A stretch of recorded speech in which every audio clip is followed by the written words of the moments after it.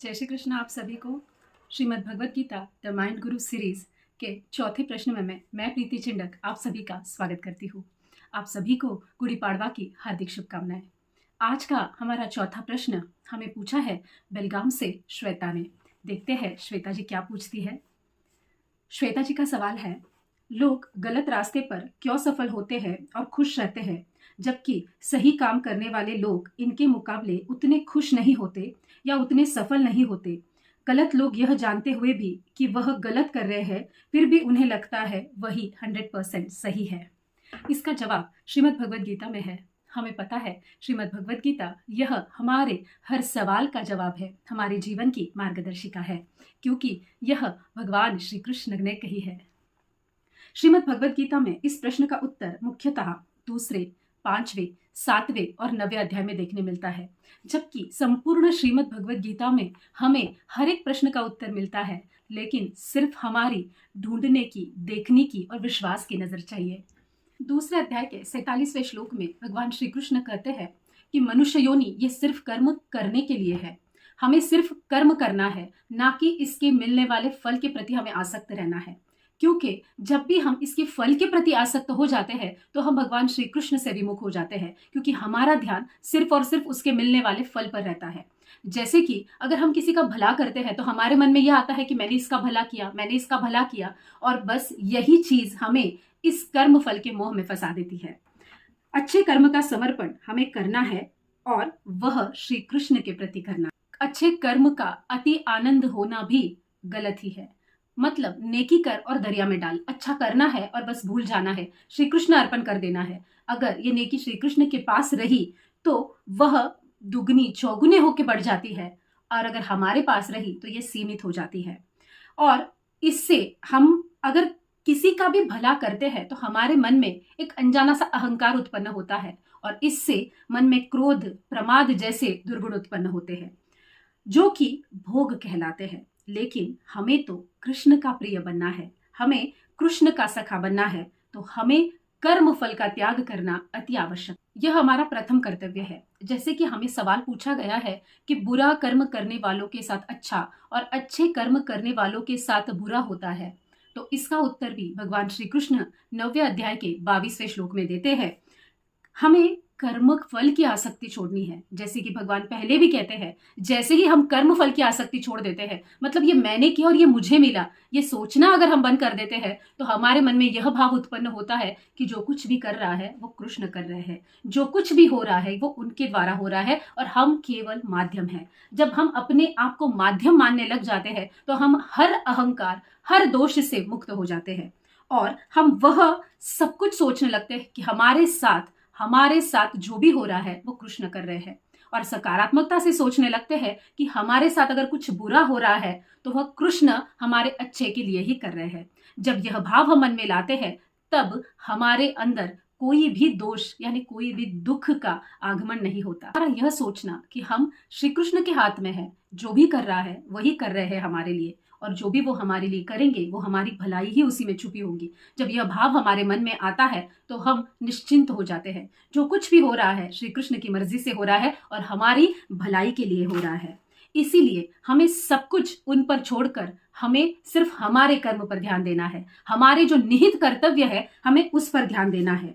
हमारे भगवान के प्रति श्रद्धा और हमारी भगवान के प्रति प्रेम हमारे इस भाव से वृद्धिंगत होते जाता है। गीता में भगवान श्री कृष्ण कहते हैं, जो भी जैसा कर्म करता है वो वैसा ही फल पाता है। गीता सार कहता है, जो हुआ अच्छा हुआ, जो हो रहा है वो भी अच्छा ही हो रहा है, और जो होगा वो भी अच्छा ही होगा। जब यह बात हम दिन रात अपने मन को समझाते हैं, तब हम सकारात्मकता की ओर, समाधान की ओर और भगवत प्राप्ति की ओर निकल जाते हैं, और हम यह सोचने लगते हैं कि जो भी हो रहा है वो श्री कृष्ण कर रहे हैं, वो हमारी भलाई के लिए ही हो रहा है।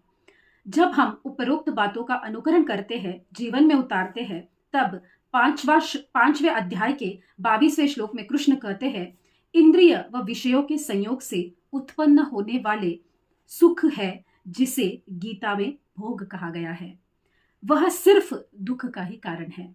क्योंकि सुख है तो दुख है, दुख है तो सुख है। भगवान इसे भोग कहते हैं, क्योंकि यह हम इसके मोहजाल में फंस जाते हैं। क्योंकि इसका संबंध हमारे अहंकार, काम, क्रोध, मोह, मत्सर, लोभ इन सब से होता है। अगर हम इसमें ना फंसे, मतलब किसी के मान बढ़ाई देने से हम खुश हो जाते हैं, आनंद से हम दुखी हो जाते हैं, किसी और को बढ़ाई या प्रशंसा मिलती है तो हमें मत्सर होने लगता है, इत्यादि चीजों से हमें यह दुख देने वाली जो माया है, जो ये माया जाल है, हमें इसमें नहीं अटकना है।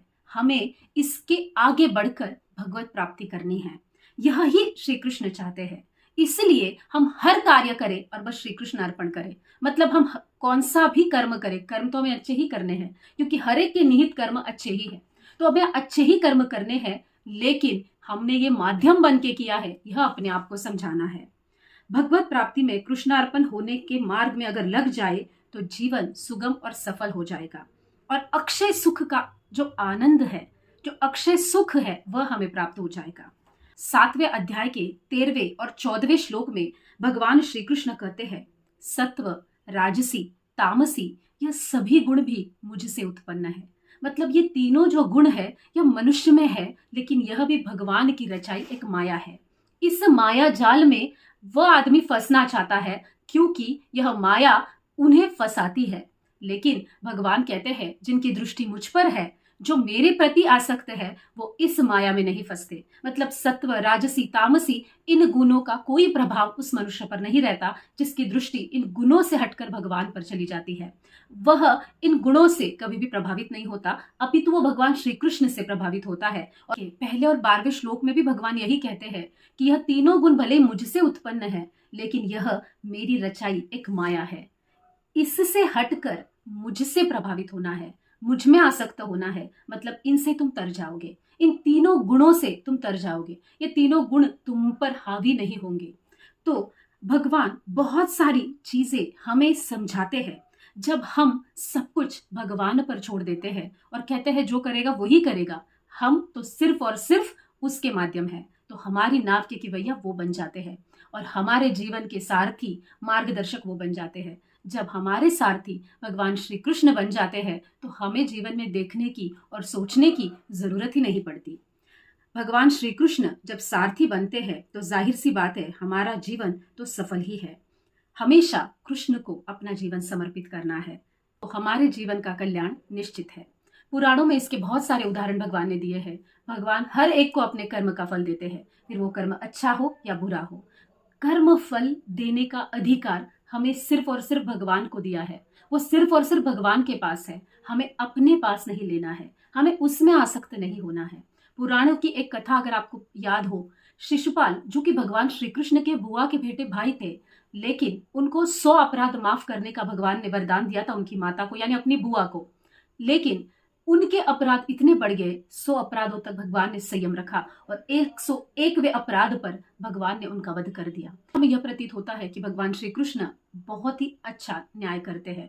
भगवान तो न्यायी है ही, मतलब हमें यह भूल जाना है कि बुरा कर्म कौन करेगा उसे अच्छा मिलेगा। जो भी है श्री कृष्ण करेंगे, जो भी देखना है उन्हें देखना है। अब इस पर मेरे गुरु की एक बात मुझे याद आती है कि हम जिस क्रम में कर्म करते हैं उसी क्रम में हमें फल मिलते हैं। पुराने जमाने में अगर हमने देखा हो तो एक बड़ा सा ऐसे टीप जैसे, बैरल जैसे कुछ होता था, जिसमें ऊपर से धान भरा जाता था और उसे पैक कर दिया जाता था। और जब भी धान निकालना हो तो एक नीचे छोटी सी खिड़की की हुई रहती थी जिसमें से वह धान निकाला जाता था। तो मेरे गुरु हमारे कर्मों को इस उदाहरण के साथ बहुत अच्छे से जोड़ते और समझाते हैं कि अगर इस टीप में हम पहले धान भर दे, यानी कि अच्छे कर्म भर दे, ये टीप मानो हमारा जीवन है और इसमें जो हम धान भर रहे हैं ये हमारे अच्छे कर्म है। ये अच्छे कर्म का एक लेयर भर दिया, उसके बाद हमने भर दिए कंकर, इसका मतलब बुरे कर्म। ऐसे करते हमने वो टीप को पैक कर दिया। तब जब हमें वो टीप नीचे से खोलनी है तो पहले आता है धान, क्योंकि हमने पहले धान भरा है। और दिखते वक्त ऊपर से, यानी हमें ये दिखता है कि तो बुरे कर्म कर रहे हैं और इन्हें मिल तो अच्छा रहा है, पूर्व जन्म के जो भी अच्छे कर्म है उसका फल यह अभी भोग रहे हैं। इसके बाद में इनके बुरे कर्मों का भी फल आने वाला है। जैसे कि धान पहले आया क्योंकि पहले भरा हुआ है। अगर हम लोग अकाउंट्स की, कॉस्टिंग की भाषा में कहें तो FIFO method, first in first out, जैसे हमने अच्छे कर्म भरे हैं तो पहले अच्छे आएंगे, बुरे भरे हैं तो बाद में बुरे भी आएंगे। तो धान अच्छा भरा है तो पहले अच्छा धान आएगा, फिर उसमें कंकर भरे हैं तो उसमें से कंकर भी निकलेंगे। यानी भगवान के यहाँ पर देर भी नहीं है और अंधेर भी नहीं है, बल्कि सब कुछ टाइम पर चल रहा है। अच्छे कर्म किए हैं तो फल अच्छा ही मिलेगा, कर्म बुरे किए हैं तो फल भी बुरा ही मिलेगा। गीता के ज्ञान के अनुसार हमें हमारे कर्मों के प्रति सतर्क होना है। हर पल हर क्षण हमें यह सोचना है कि क्या मैं कुछ गलत तो नहीं कर रहा है, क्या मेरे हाथ से कुछ कर्म गलत तो नहीं हो रहे हैं। अपने आप पर इतना ध्यान देना है कि दूसरों के किसी भी कर्म की चर्चा या निंदा हमें करनी ही नहीं है, क्योंकि यह भी गलत कर्म की श्रेणी में ही आते हैं। तो हमें सिर्फ और सिर्फ हमारे कर्मों पर ध्यान देना है, हमारे कर्मों के प्रति सतर्क रहना है और उन कर्मों को उसके बाद श्री कृष्ण को अर्पण कर देना है। मतलब फल से पूरी तरह से हमें मुक्ति लेनी है, सिर्फ कर्म के प्रति आसक्त रहना है। भगवान कहते हैं हमेशा अपने आप पर ध्यान रखो, आपके फल की चिंता मुझ पर है, मैं जो भी करूंगा आपके लिए अच्छा करूंगा। यह विश्वास हमेशा मन में चाहिए और तब हमारे साथ हमेशा श्री कृष्ण खड़े होते हैं। गीता में भगवान ने साफ साफ अपने भगवान होने के सारे सीक्रेट्स बताए हैं। अर्जुन का साथ भगवान ने कैसे और क्यों दिया, हर चीज वहां पर बताई है। बहुत जगह पे हमें लगता है कि बुरे कर्म है लेकिन अच्छा हो रहा है, उस कुरुक्षेत्र के युद्ध में भी हमें बहुत बार दिखता है। लेकिन भगवान श्री कृष्ण के पास सबका अच्छा वाला हिसाब है और भगवान हिसाब के बड़े पक्के हैं। जैसा जो करेगा उतना ही उसको मिलेगा, यह हमेशा हमें विश्वास होना चाहिए। तो इसमें हम संक्षिप्त में उत्तर देते हैं, गलत रास्ते पर अस्थायी खुशियां और सुख मिलता है। हम गलत रास्ता जब भी अपनाते हैं, थोड़े टाइम के लिए हम खुश होते हैं, थोड़े टाइम के लिए हमें आनंद मिलता है, लेकिन लंबे समय का हमें दुख ही मिलता है।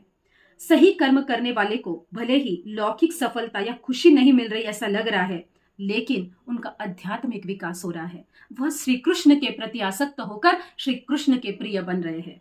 तो हमेशा हमें यह कोशिश करनी है कि अच्छे कर्म करना है, लेकिन कोशिश यह करनी है कि कर्म फल की अपेक्षा ना रहे। कर्म भले ही हमें बहुत सारे अच्छे करने हैं, यह कोशिश हमेशा करे कि कर्म फल के प्रति हम आसक्त ना हो। इसका मतलब श्रीमद् भगवद गीता कहती है निष्काम कर्म करना है और कर्म करते करते योगी बन जाना है। तो निष्काम कर्म योग हमें करना है। तो हमें अब यह समझ में आ गया है कि हमें किसी के प्रति दुख या मत्सर, लोभ, प्रेम, ये सारे भावों को हटाकर अपने कर्मों पर ध्यान देना है और इससे उत्पन्न हुए फल को बिल्कुल भी नहीं लेना है, अपितु उसे कृष्ण को अर्पण कर देना है। यह भगवद गीता का ज्ञान है और सच है, क्योंकि भगवान श्री कृष्ण ने कहा है। श्वेता जी, आपको आपके सवाल का जवाब मिल गया होगा, इससे आपका समाधान भी हो गया होगा, ऐसी मैं आशा करती हूँ। धन्यवाद।